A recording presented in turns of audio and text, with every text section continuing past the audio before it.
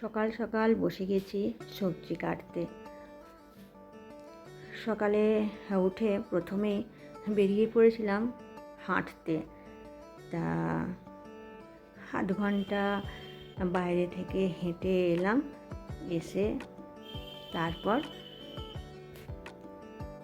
চা খেয়েছি। চা খেয়ে এখন বসে গেছি সবজি কাটতে। আর সকালে উঠে এই যে হাঁটতে যাই, এত ভালো লাগে। আমাদের গ্রামের মুক্ত হাওয়া, ফাঁকা ফাঁকা রাস্তায় হাঁটি, আর বিভিন্ন পরিচিত মানুষের সঙ্গেও দেখা হয় বা অজানা মানুষের সাথেও দেখা হয়, পরিচয় হয়ে যায়, ভীষণই ভালো লাগে। আমি এখন এসেছি বাড়িতে, আর ভোটেতে সেই থেকেই আমি রয়ে গেছি বাড়িতে। বেশ মজা করেই কাটছে, সবাই মিলে একসাথে আছি। আর আমার যা সেও আছে, তা ও চা খেয়ে ও স্নানে গেছে, আর আমি ততক্ষণ বললাম যে জলখাবার তো তৈরি করতে হবে, তাই এখন আলুটা কেটে নিচ্ছি প্রথমে। তা আলুর তরকারি হবে বলে, তারপর যা রান্না বান্না হবে সমস্ত কিছুই কুটে নেব। তো আগে আলুটা কেটে নিয়েছি, নিয়ে আগে আলুটা বসিয়ে দিই, কারণ এটা হতে হতে তারপর আমি আরও কিছুটা কাজ সবজি কেটে নিতে পারবো। আর এখানে এসে আমার বেশ আনন্দে কাটছে, সকাল থেকে রাত্রি খুব ভালোভাবে কেটে যাচ্ছে। আর একা একা থাকলে একদমই ভালো লাগে না। এখানে আমরা সবাই মিলে একসাথে বেশ গল্প, মজা, আনন্দ, একসাথে খাওয়া দাওয়া, তাই এইভাবে কেটে যাচ্ছে। আর পাড়া প্রতিবেশীতেও যে সমস্ত জায়েরা আমার আছে, তারাও আসে, গল্প হয় একসাথে বসে। এক কথায় ভীষণই আনন্দে কাটছে। আর এদিকে আমি বসিয়ে দিচ্ছি আলুর তরকারি। আলুর তরকারি দিয়ে বেশি ভালো লাগে মুড়ি খেতে, আমার তো ভীষণ পছন্দের আলুর তরকারি আর মুড়ি। তা বসিয়ে দিয়ে এরপর যে সবজিগুলো আছে সেগুলো কেটে নেব। আর একসাথে দুজন থাকলে অনেকটা সুবিধাও হয়। আমি একটা বসাই, আবার কোনো সময় জ্যোৎস্নাও বসিয়ে দিচ্ছে কোনোটা, আবার আমি নামিয়ে নিচ্ছি, এইভাবেই চলছে। এরপর আবার আমি স্নান করব। স্নান করে ঠাকুরের পুজো আছে, পুজো করা বা ঠাকুরের সমস্ত জোগাড় করা, সেগুলো করে নেব।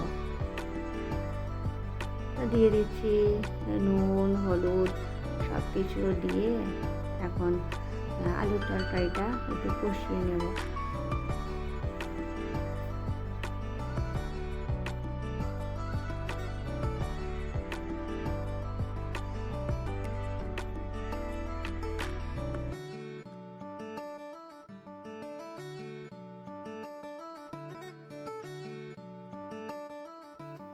তো একটা ঢাকা দেবো বলে একটা জায়গা নিয়ে আসছি।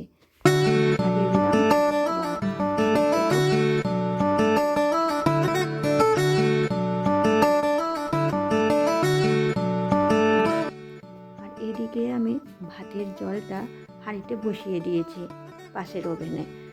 তাই চালটাও ধুয়ে নিলাম, আর ভাতের চালটাও দিয়ে দিলাম জলের মধ্যে। ভাতটাও একদিকে হোক আর আলুর তরকারিও একদিকে হোক। এরপর আরও কিছু সবজি আছে, দুপুরে যা যা রান্না হবে সেগুলোও কেটে নেব।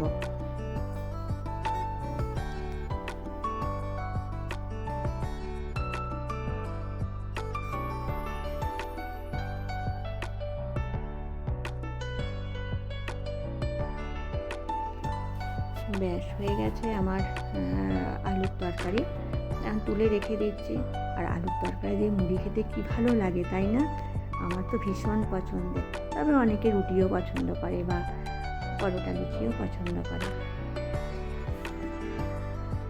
আমি এবার আলুর তরকারি হয়ে গেলে একটা ঢাকা দিয়ে দিই, একটু পরে খাওয়া হবে। আর আমি তো এরপর সবজিগুলো সব কেটে নেব, আর তারপর স্নান করবো, করে ঠাকুরের ঘরে যাব। কারণ ঠাকুরের ঘরটা আমাদের পরিষ্কার করতে বা জোগাড় করতে অনেকটা দেরি হবে। আর বৈশাখ মাস গাছে জল দেয়া, তুলসী গাছে জল আমি যদিও 12 মাসই দিই, তাও বৈশাখ মাসে তো এগুলো করতেই হয়। আর পাশাপাশি মন্দির আছে আমাদের, ঠাকুর মন্দিরের কাছাকাছি, আর সেখানেও একটু প্রণাম করে আসি। আর চলো বন্ধুরা, আমি সবজি কাটাও হয়ে গেছে, সব একদম রেডি করে রেখে তারপর স্নান করে নিয়ে এখন এবার ঠাকুরের ঘরে যে ঠাকুরের ঘর মোছাও হয়ে গেছে, ঝাঁট মোছা হয়ে ঠাকুরের বাসন দিয়ে এখন ফুল তুলছি।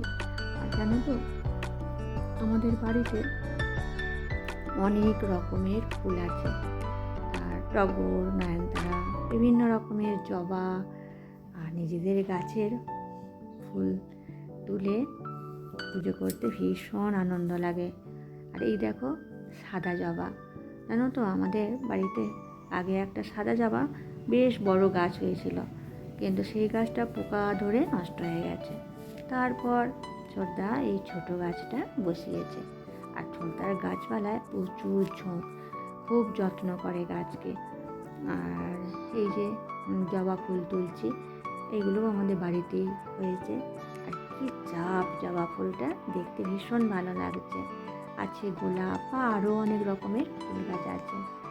এই ফুলগুলো সব তুলে নিয়ে এখন চলে এসেছি ঠাকুরের ঘরের মধ্যে। এই যে সব কিছু এক চুবড়ি ফুল হয়েছে আজকে। প্রতিদিনই এরকমের অনেক ফুল দিয়ে পুজো করা হয়। আর এখন এত ফুল ফুটছে, টগর ফুল তো প্রচুর ফুটছে। এই দেখো তুলসী পাতা তুলেছি, আর নারায়ণের পুজো করতে তুলসী পাতা লাগে। আবার এদিকে গোপাল আছে, ছোট গোপাল, রাধাকৃষ্ণ, সেগুলোকেও পুজো করতে লাগে। আর আমাদের বাড়িতে তো শীতলা মনসা মাতা আছে, তো ওনাকে পুজোটা বাড়ির ছেলেরাই করে। ছোটদা আসবে পুজো করে দেবে। আমি জোগাড়গুলো সব করে দিলাম। এখানে রজনীগন্ধার মালা, জবা, তারপর গাঁধা, সব রকমের একদম রেডি করে রেখে দিলাম।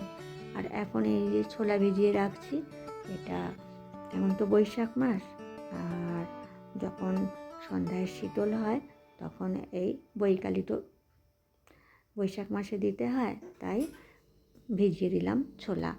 তখন সন্ধ্যের দিকে পূজা হবে, ফল, মিষ্টি, ছোলা এসব দিয়ে পূজা হয়। তারপর এখন ধূপ জ্বালিয়ে মা শীতলা মনসাকে ধূপ দেখিয়ে ধূপ দিয়ে দিলাম। এরপর আমি এই ছোট ঠাকুরকে পুজো করে নিলাম। এটা আমি, আমার যা, আমরা দুজনেই পুজো করি। তা আমি যে আগে আসে সে ঠাকুরের ঘরটা পরিষ্কার করে তারপর পুজো করে, আবার পরে যে আসে সে এসে আবারও ঠাকুরকে ধূপ দেখানো বা পুজো করা করে নেয়। তা এখন আমি আছি, আমি প্রতিদিন করছি। তা দেখো খুব সুন্দর করে ফুল দিয়ে সাজিয়ে দিয়েছি।